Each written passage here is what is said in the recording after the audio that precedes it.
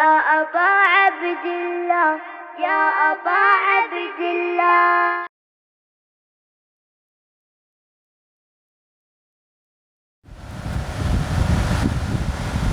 أعوذ بالله السميع العليم من الشيطان اللعين الرجيم.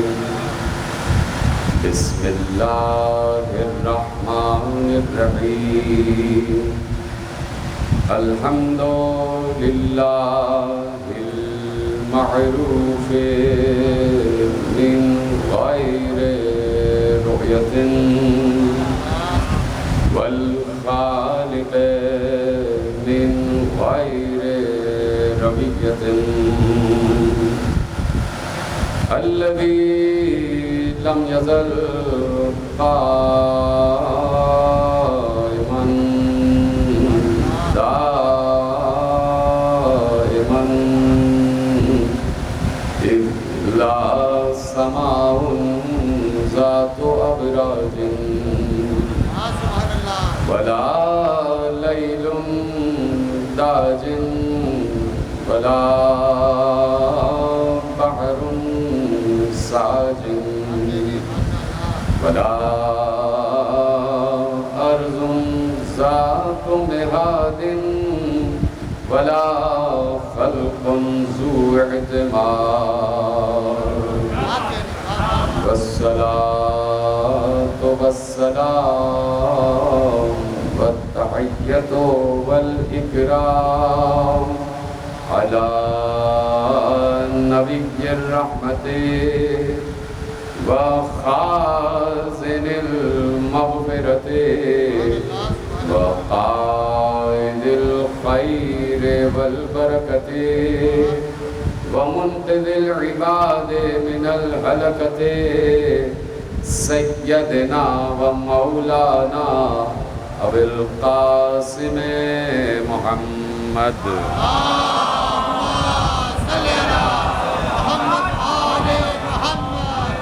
وأهل بيته الطيبين الطاهرين المعصومين المظلومين المنتخبين المنتجبين الذين أذهب الله عنهم الرجس وطهرهم تطهيرا.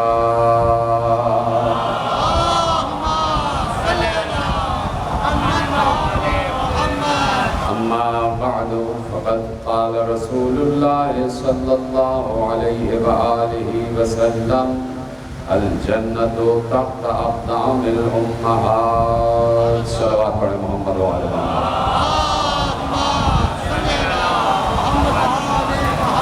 پروردگار عالم نے یہ سلسلہ ہست و بوجھ، یہ سلسلہ انفس و آفاق جو قائم کیا ہوا ہے، یہ پورا سلسلہ کسی نہ کسی سبب سے جڑا ہوا ہے. یعنی وہ قرآن میں ارشاد فرما چکا ہے کہ میں کسی بھی چیز سے کہتا ہوں کن تو وہ ہو جاتی ہے. تو چاہتا تو یہ کائنات اسی طریقے سے کہ جیسے اس وقت یہاں پر آباد ہے، کن کہہ کے یقیناً تخلیق پا جاتی، لیکن اس کن میں سبب جڑا ہوا ہے. یعنی ایسا نہیں ہے کہ کوئی چھتنار درخت جو اس وقت آپ کے سامنے موجود ہے وہ بیج ڈالتے ہی اتنا بڑا ہو گیا ہو. اس کی پرورش ہوئی ہے، اس کا سبب ہے وہ بیج کے جو جب تک زمین میں داخل نہیں کیا جاتا اس وقت تک وہ بوٹا نہیں بنتا. بوٹے کے بعد پودا بنتا ہے، پودے کے بعد درخت بنتا ہے، درخت کے بعد اس میں پھول آتے ہیں، پھول کے بعد اس میں پھل آتے ہیں. یعنی ہر شے کسی نہ کسی شے سے جڑی ہوئی ہے. اسی لیے اس کائنات کو عالم اسباب کہا جاتا ہے. وہ چاہتا تو انسان کو بھی براہ راست اس دنیا میں بھیج دیتا، لیکن اس نے ایک فکر دی، اور وہ فکر یہ دی کہ سبحان الذی خلق الازواج کلھا. بابرکت ہے وہ ذات کہ جس نے ہر شے کو جوڑے کے ذریعے خلق کیا ہے. یعنی اگر ایک پودا بھی خلق کرنا ہے تو اس پودے میں بھی جب تک مذکر اور مؤنث ملیں گے نہیں کوئی پودا تخلیق نہیں پاتا. تو ہر چیز سبب سے جڑی ہوئی ہے. خلق الازواج کلھا، ہم نے ہر شے کو جوڑے سے خلق کیا ہے. تو اب دیکھنا یہ ہے کہ وہ پروردگار کے جو کن کا مالک ہے، سوال پیدا ہوتا ہے اور عالم اسلام اس بات پر غور کرے کہ وہ پروردگار جو کن کا مالک ہے، وہ پروردگار کہ جو علی کل شیء قدیر ہے، کیا وہ سبب کا محتاج ہے؟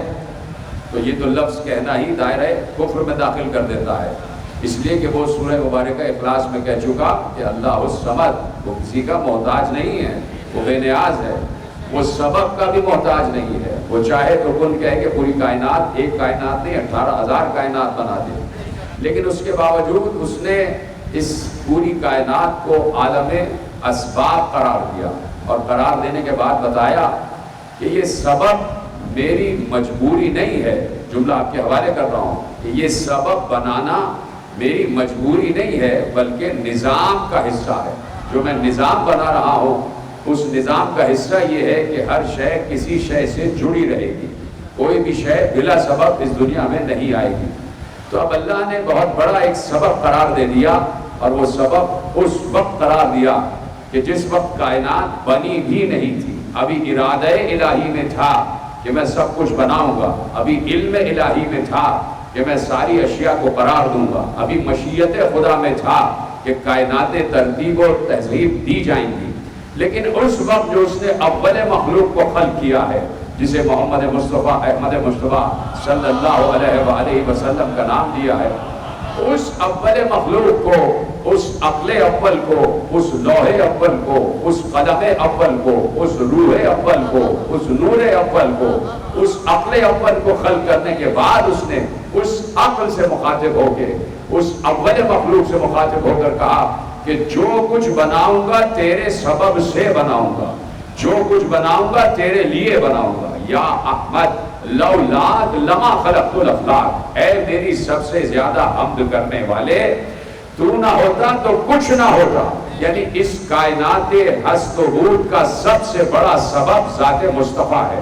اگر ذات مصطفیٰ نہ ہو تو کچھ بھی نہ ہو، ذات مصطفیٰ ہے تو سب کچھ ہے. اس کا مطلب ہے یہ سورج ہے اس لیے کہ ذات مصطفیٰ ہے، یہ چاند ہے اس لیے کہ ذات مصطفیٰ ہے، یہ زمین ہے اس لیے کہ ذات مصطفیٰ ہے، یہ آسمان ہے اس لیے کہ ذات مصطفیٰ ہے. یعنی ہر شے کا سبب، ہر شے کی اصل ذات مصطفیٰ ہے. آپ کے حوالے جملہ کر دیتا ہوں اس لیے کہ میرے سامنے ایک مخلوط مجمع بیٹھا ہوا ہے، اور صاحبان فکر و نظر بیٹھے ہوئے ہیں، صاحب الرائے حضرات بیٹھے ہوئے ہیں. اور صاحب الرائے حضرات جب بیٹھے ہوتے ہیں تو یقیناً فکری گفتگو سمجھانا بہت آسان ہو جاتا ہے، تو آپ تک فکری جملے پہنچانا میرے لیے مشکل نہیں ہوگا، اس لیے کہ آپ سب صاحبان فکر و رائے بیٹھے ہوئے ہیں. اب جس چیز کو جڑ کہا جاتا ہے اسے عربی میں کہا جاتا ہے. یعنی مثلا بات آ گئی تو اہل سنت اور اہل تشیع تمام مورخین نے پیغمبر کے اس جملے کو محفوظ کیا کہ جب میں جڑ کی بات کر رہا ہوں، جب میں سبب کی بات کر رہا ہوں، جب میں اساس کی بات کر رہا ہوں، تو کسی نے پیغمبر سے پوچھا کہ یا رسول اللہ یہ بتائیے کہ اسلام کی بنیاد کیا ہے، اسلام کی اساس کیا ہے، اسلام کی جڑ کیا ہے؟ تو پیغمبر نے ارشاد فرمایا، اور بہت بڑے عالم اہل سنت ابو صالح کشفی ترمذی سنی الحنفی نے مناقب مرتضوی میں 4 حوالوں کے ذریعے اس روایت کو محفوظ کیا، اس حدیث کو محفوظ کیا کہ پیغمبر سے پوچھا گیا کہ یا رسول اللہ اسلام کی بنیاد کیا ہے؟ تو پیغمبر نے کہا لِكُلِّ شَيْءٍ أَسَاسٌ وَأَسَاسُ الْإِسْلَامِ حُبُّ أَهْلَ الْبَيْتِ، کہا کہ ہر شے کی ایک بنیاد ہوتی ہے اور اسلام کی بنیاد میرے اہل بیت کی محبت پر رکھی گئی ہے. تو آپ دیکھ رہے ہیں کہ کوئی بھی شے بغیر سبب نہیں ہے، کوئی بھی شے بغیر جڑ نہیں ہے.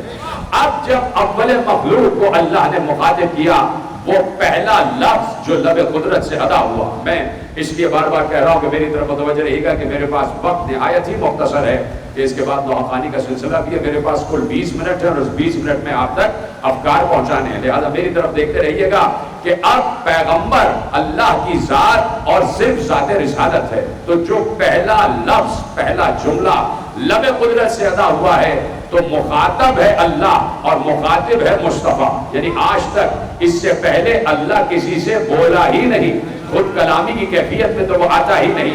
اگر سب سے پہلے اس نے کسی کو اس قابل سمجھا ہے کہ بات کی جائے تو وہ اس کا محبوب ہے، وہ مصطفیٰ ہے، وہ مجتبیٰ ہے، وہ مقصد تخلیق کائنات ہے، وہ صاحب لونات ہے، وہ محبوب خدا ہے. اور پہلا لفظ اللہ نے ادا کیا جو زبان قدرت سے ادا ہوا، یا احمد لولاک لما خلقت الافلاک، اے میری سب سے زیادہ حمد کرنے والے، تو نہ ہوتا تو کچھ نہ ہوتا. یعنی زمین کی بنیاد تو ہے، زمین کی جڑ تو ہے، آسمانوں کی بنیاد تو ہے، لوح کی بنیاد تو ہے، قلم کی بنیاد تو ہے، عرش کی بنیاد تو ہے، کرسی کی بنیاد تو ہے، جنتوں کی بنیاد تو ہے، ملائکہ کی بنیاد تو ہے، فرشتوں کی بنیاد تو ہے، انبیاء کی بنیاد تو ہے، رسول کی بنیاد تو ہے، دریاؤں کی بنیاد تو ہے، سمندروں کی بنیاد تو ہے، پہاڑوں کی بنیاد تو ہے، امواج کی بنیاد تو ہے، بادلوں کی بنیاد تو ہے، انسانوں کی بنیاد تو ہے، جنات کی بنیاد تو ہے، یہ حجرات العرش کی بنیاد تو ہے، پرندوں کی بنیاد تو ہے، طائران ہوا کی بنیاد تو ہے. جہاں جہاں پر بھی میری مخلوقات آباد ہیں اس سب کی بنیاد تو ہے. اور بنیاد کو عربی میں کہا جاتا ہے. تو جو الاشیاء ہے جسے پیغمبر کہتے ہیں، ایک مرتبہ وہی پیغمبر مسجد نبوی کے صحن میں بیٹھے ہوئے تھے، اصحاب کرام کے جھرمٹ میں بیٹھے ہوئے تھے کہ ایسے میں نبی کسی کے احترام میں کھڑے ہو گئے. جب کھڑے ہوئے تو سارے اصحاب بھی کھڑے ہو گئے. جب سارے اصحاب کھڑے ہوئے تو پیچھے مڑ کے دیکھا کہ کوئی بیوی نقاب میں ملبوس چلی آ رہی ہے، کوئی خاتون ہے جو سر تا پا مخنے میں ملبوس چلی آ رہی ہے. اپنے حجرے سے برآمد ہوئی پیغمبر اس بیوی کے احترام میں کھڑے ہو گئے. اصحاب نے نظریں جھکا لی، اس لیے کہ کوئی اور نہیں، پیغمبر کی دختر نیک اختر حضرت فاطمہ زہرا صلوات اللہ وسلامہ علیہا ہیں. پیغمبر کھڑے ہو گئے اپنی بیٹی کے احترام میں اور استقبال میں. بیٹی سے کچھ باتیں ہوئی، جب تک باتیں ختم نہ ہو گئی پیغمبر کھڑے ہی رہے. اور جب بیٹھنے کی باری آئی تو پیغمبر نے اپنی ابا بچھائی اور کہا بیٹی تو میری ابا پر بیٹھ جاؤ. باپ اور بیٹی میں بات ہوئی. جب بات ختم ہوئی تو باپ اس وقت تک کھڑے رہا جب تک بیٹی اپنے حجرے میں واپس نہ چلی گئی. بیٹی حجرے میں چلی گئی، حجرے کا پردہ گرا. ایک بار اصحاب نے ہاتھ جوڑ کر پوچھا کہ یا رسول اللہ، بیٹی کا اتنا احترام، بیٹی کا اتنا احترام. ابھی میں نے کہا نا کہ ام کے معنی ہوتے ہیں جڑ، ام کے معنی ہوتے ہیں بنیاد. پیغمبر ہے ام الاشیاء، پیغمبر ہے ام کائنات، کائنات کی جڑ ہے پیغمبر. اور جیسے ہی اصحاب نے پوچھا کہ بیٹی کے احترام میں کھڑے ہو گئے، کہا صرف بیٹی نہیں ہے، یہ ام ابیہا بھی ہے، یہ اپنے باپ کی ماں بھی ہے.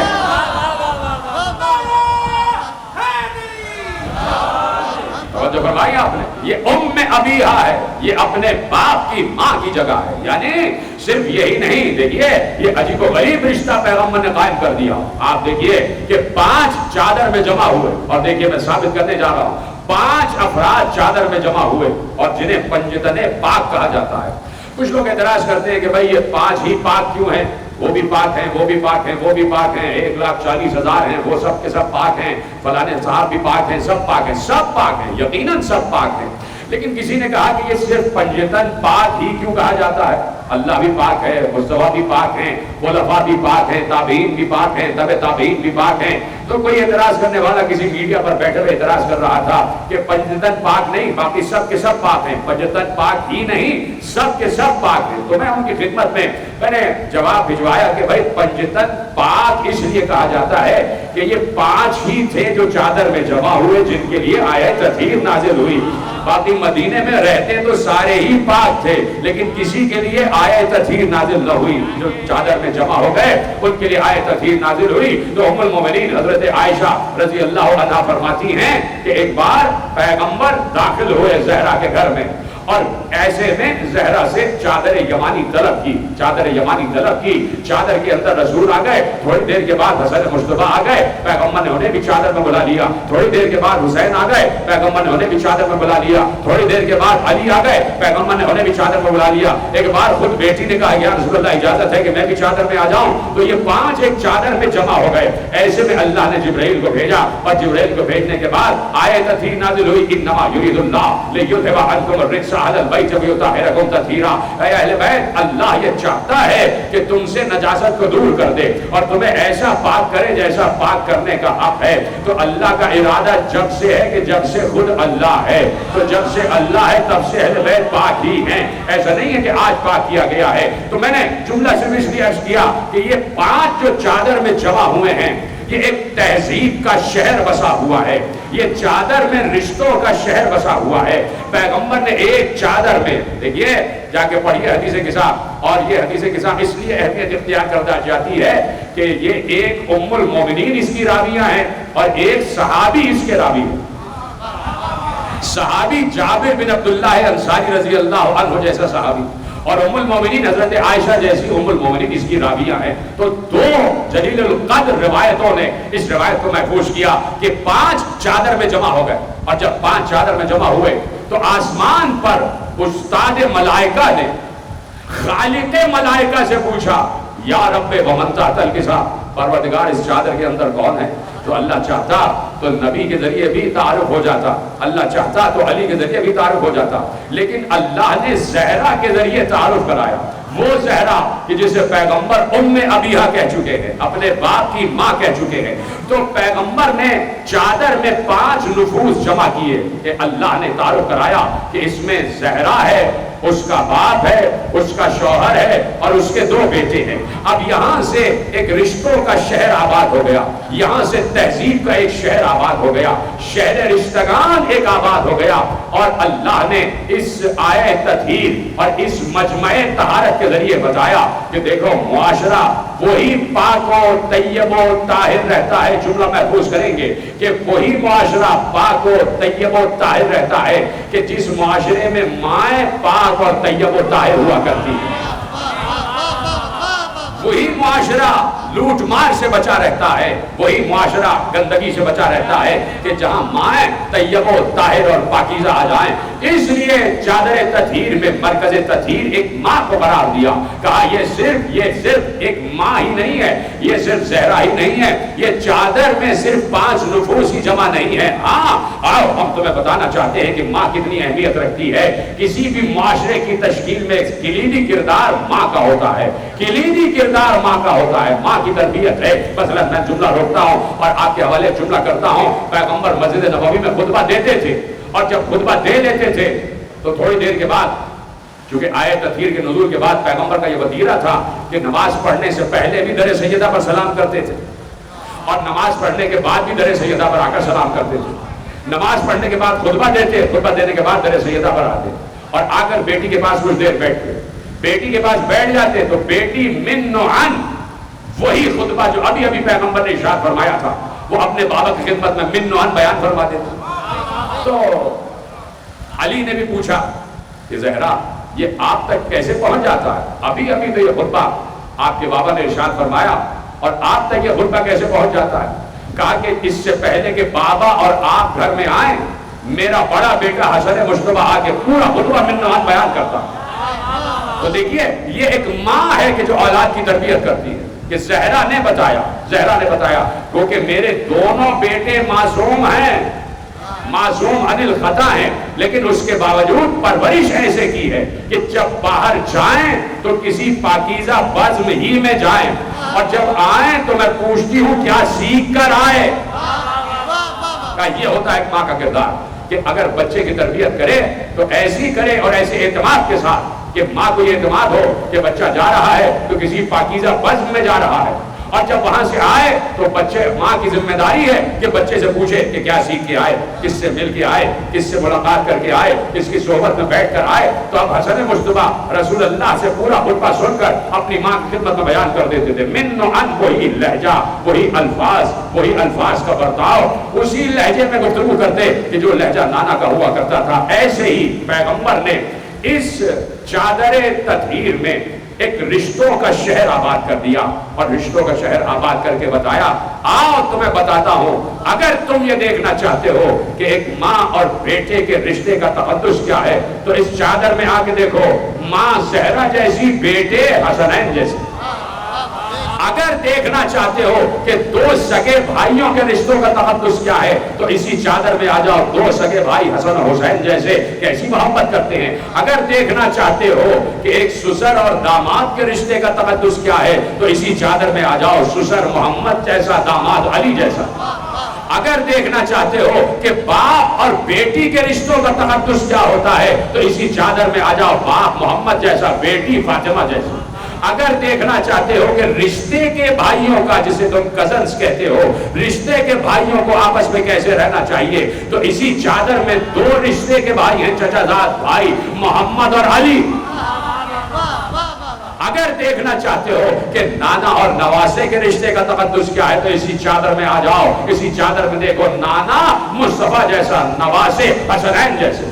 یعنی ایک ماں ہے کہ جس نے پورے معاشرے کو تشکیل دیا ہوا ہے، اور وہ ماں کہ جس پیغمبر بھی اپنی ماں کا درجہ دے رہے ہیں. ماں کا درجہ کیوں دیا ہے؟ تو بیٹی. پھر کیوں کہا کہ ام ابیہ ہے؟ بس ختم ہو رہی ہے بات. پھر کیوں کہا کہ ام ابیہ ہے؟ ام ابیہ کیوں کہا؟ دیکھیے مثلا مورخ نے پیغمبر کو اس وقت نبی تسلیم کیا کہ جب نبی 40 برس کے ہوئے اور کوہ ابو قبیس پر بلند ہو کر کہا قولوا لا الہ الا اللہ تفلحوا، کہو لا الہ الا اللہ فلاح پا جاؤ. مورخ سمجھا کہ اب 40 برس کے ہیں تو بس 40 برس کے بعد نبوت آئی ہے. اس کے بعد پیغمبر 23 برس اس دنیا میں سانس لیتے رہے. 23 برس کی نبوت کی سوانح حیات مورخ نے لکھ لی. لیکن پوچھنے والوں نے پوچھا کہ تم نے تو 40 برس کے نبی کی سوانح حیات شروع کی ہے اور 63 برس تک کی سوانح حیات لکھی ہے، 23 برس لکھی ہے. یہ بتاؤ کہ پیغمبر کا بچپن کیسے گزرا؟ نبی کا بچپن کیسا تھا؟ نبی کا بچپنا کیسا تھا؟ نبی کا لڑکپن کیسا تھا؟ نبی کی نوخیزی کیسی تھی؟ نبی کی نوجوانی کیسی تھی؟ تو مورخ ہاتھ ماننے لگ گیا کہ مجھے اگر معلوم ہوتا کہ آمنہ کی گود میں آنے والا آتے ہی نبی ہے تو میں اس وقت سے ہی اس کی سوانح حیات لکھتا. لیکن مجھے تو اس وقت معلوم ہوا جب یہ 40 برس کے ہو گئے. تو سلام ہو ختمی مرتبت پر کہ مورخین کی، سوانح نگاروں کی اس تکلیف کو بھی برطرف کر دیا کہ اگر تمہیں یہ نہیں پتا کہ میرا بچپن کیسے گزرا ہے تو اسی لیے میں نے حسین کو سینے سے لگا کر کہا تھا کہ حسین منی و انا من الحسین. اب حسین کے بچپن کو دیکھتے جانا، جیسے حسین کا بچپن ویسے میرا بچپن، جیسے حسین کا لڑکپن ویسے میرا لڑکپن. اب اسی طرح جب پیغمبر نے اپنی بیٹی کو ماں کا درجہ دیا کہ یہ ام ابیہ ہے تو مورخ کو مخاطب کرتے ہوئے اور مورخ کی تکلیف کو برطرف کرتے ہوئے، مورخ کی پریشانیوں کو برطرف کرتے ہوئے کہ اسے معلوم ہی نہیں تھا کہ حضرت آمنہ سلام اللہ علیہا ایک نبی کی ماں ہے اور ایک نبی کی ماں کیسی ہوتی ہے، ایک نبی کی ماں کو کیسے ہونا چاہیے. تو اب مورخ کی پریشانی کو برطرف کرنے کے لیے کہہ دیا کہ یہ میری بیٹی صرف بیٹی ہی نہیں، اپنے باپ کی ماں بھی ہے. اے مورخ، اگر تو دیکھنا چاہے کہ میری ماں کتنی صاحب تقدس ہے، میری ماں کتنی طیبہ و طاہرہ ہے، تو آؤ میری بیٹی فاطمہ کو دیکھ لو. جیسے فاطمہ طیبہ ویسے ہی میری ماں طیبہ. جو سوانح حیات زہرا ہے وہی سوانح حیات آمنہ سلام اللہ علیہا ہے. تو ایک ماں ہے. ماں، مجھے بتائیے یہ جتنا مجمع یہاں بیٹھا ہوا ہے پس پردہ میری مائیں بہنیں بیٹھی ہوئی ہیں یہاں پر، اگر کوئی یہ بات اگر کوئی 80 برس کا بزرگ بیٹھا ہے تو وہ کبھی نہ کبھی ایک دن کا تو رہا ہوگا. اس وقت جتنے لوگ یہاں بیٹھے ہیں بزرگ بھی بیٹھے ہوئے 20 برس کے، 40 برس کا کوئی بیٹھا ہے، کوئی 50 برس کا ہے، کوئی 60 برس کا ہے. کبھی وہ ایک دن کا ہوگا، چھوٹا سا ہوگا. کبھی اس نے پھر وہ مرحلہ بھی آیا ہوگا کہ لڑکھڑا کر چلنا شروع کیا ہوگا، اور جب لڑکھڑا کر چلنا شروع کیا ہوگا تو سب سے پہلے لڑکھڑانے میں جس نے اس کا ہاتھ تھاما وہ اس کی ماں ہی تو ہے.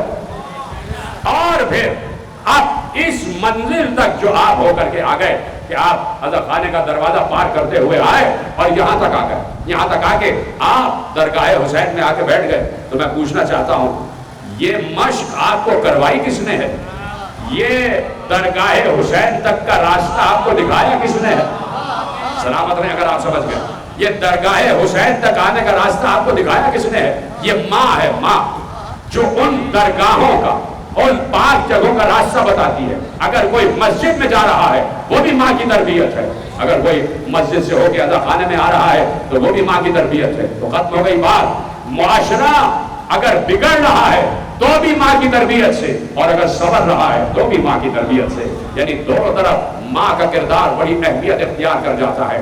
آج بھی ایک ماں کے اظہار ثواب کی مجلس ہے، اور مجلس بھی ایسی کہ کنیز عابدہ، یعنی جسے عابدہ کی کنیز کہا جائے، تو عابدہ کون عابدہ؟ وہ کہہ دیا امام احمد رضا خان بریلوی نے کہ سیدہ طاہرہ عابدہ زاہدہ، یعنی خاتون جنت پہ لاکھوں سلام، یعنی جہاں فخر ہو اس بات پر کہ میرے گھر میں جو بیٹی پیدا ہوئی ہے تو باپ اس بات پر فخر کرے کہ میں اسے دنیا کی کنیز نہیں بنانے والا، میں اسے ام ابیہا کی کنیز بنانے والا، یعنی میں اسے فاطمہ زہرا کی کنیز میں دینے والا ہوں۔ تو فخر ہوتا ہے اگر کسی گھر میں کوئی بیٹی پیدا ہو جائے تو باپ فخریہ نام رکھتا ہے کہ یہ کنیز عابدہ ہے، یہ کنیز فاطمہ ہے، یہ کنیز زہرا ہے، اور اگر کوئی بیٹا پیدا ہو جائے تو فخریہ کہتے ہیں یہ غلام حسین ہے، یہ غلام علی ہے، یہ غلام حسن ہے، اس لیے کہ بڑے بڑوں نے یہ کہا کہ اگر حسن و حسین نے تمہیں غلام زادہ کہہ ہی دیا ہے تو جاؤ لکھوا کے تو لے آؤ، لکھوا کے تو لے آؤ۔ تو غلامی اہل بیت رسول فخر رہا ہے، دنیا کا فخر رہا ہے، غلامی زہرا دنیا کی تمام عورتوں کا فخر رہا ہے۔ تو میرے عزیزوں، یہ ماں ہوتی ہے، یہ ماں ہے کہ جو آپ کو عزا خانوں تک لے کر آ جاتی ہے، جو آپ کو مسجد کا راستہ بتاتی ہے، جو آپ کو عبادتیں سکھاتی ہے، جو آپ کو ریاضتیں سکھاتی ہے، جو آپ کو مشقتوں میں بھی شکر کرنا سکھاتی ہے، اسے ماں کہتے ہیں، اسے ماں کہتے ہیں۔ اور ماں اس عظیم ہستی کا نام ہے۔ دیکھیے کہ باپ بھی یقیناً خون کا رشتہ ہوتا ہے اور ماں سے بھی خون کا رشتہ ہوتا ہے، لیکن لفظ ممتا کا جڑا ہوا ہے ماں سے، باپ سے نہیں جڑا ہوا ہے۔ ممتا کا لفظ ماں سے جڑا ہوا ہے، یعنی ماں کا رشتہ ہر حال میں بے لوث رہتا ہے، ماں کا رشتہ ہر حال میں بے غرض رہتا ہے۔ ماں کبھی اپنے بچے سے کچھ نہیں چاہتی، بس اگر اسے غرض ہے تو صرف یہ ہے کہ بچہ میری نگاہوں کے سامنے رہے۔ اگر اسے ذرا سی پرواہ ہے اور کوئی خود غرضی ہے تو وہ خود غرضی یہ ہے کہ بچے کے جسم پر کوئی خراش نہ آ جائے، اسے کوئی تکلیف نہ پہنچ جائے، اسے کوئی زخم نہ آ جائے۔ یہ دنیا کی مائیں ہیں کہ جو چاہتی ہیں کہ بچہ زندہ رہ جائے، بچے کے جسم پر کوئی خراش نہ آ جائے، بچے کو کوئی زخم نہ لگ جائے، بچے کو کوئی ٹھیس نہ لگ جائے، بچے کو کوئی خراش نہ آ جائے۔ لیکن سلام ہو کربلا والی ماں پر میرے عزیزوں، یہ عام مائیں ہیں کہ جو چاہتی ہیں کہ بچہ زندہ رہ جائے، لیکن سلام ہو بی بی ام رباب پر، سلام ہو بی بی ام لیلا پر، سلام ہو بی بی ام فروا پر، سلام ہو ایک ایک کربلا والی ماں پر کہ وہاں پر یہ جذبہ نہیں ہے کہ بیٹا بچ جائے، وہاں بچوں کو لپٹا لپٹا کر پوچھا جا رہا ہے بیٹے تمہارا لاشا کب آئے گا، تم اپنے ماموں پر سے کب قربان ہوگے، تم اپنے چچا پر سے کب قربان ہوگے، اے بیٹا۔ اور ماں پھر ام لیلا جیسی ماں کہ بیٹا علی اکبر تیرا لاشا کب آئے گا، تو کب قربان ہو جائے گا۔ تو مائیں ہیں جو سکھاتی ہیں کہ اہل بیت سے محبت کیسے کی جاتی ہے۔ یہ تو کربلا والی مائیں ہیں جو غیر گھرانوں سے آئی ہیں، لیکن جو اسی گھرانے کی مائیں ہیں تو سلام ہو بی بی زینب جیسی ماں پر، سلام ہو بی بی ام کلثوم جیسی ماں پر، اور پھر سلام ہو اس ماں پر کہ جو اپنے باپ کی بھی ماں ہے، جسے فاطمہ زہرا کہا جاتا ہے، کہ جاتے جاتے اپنے شوہر سے وصیت کی ہے۔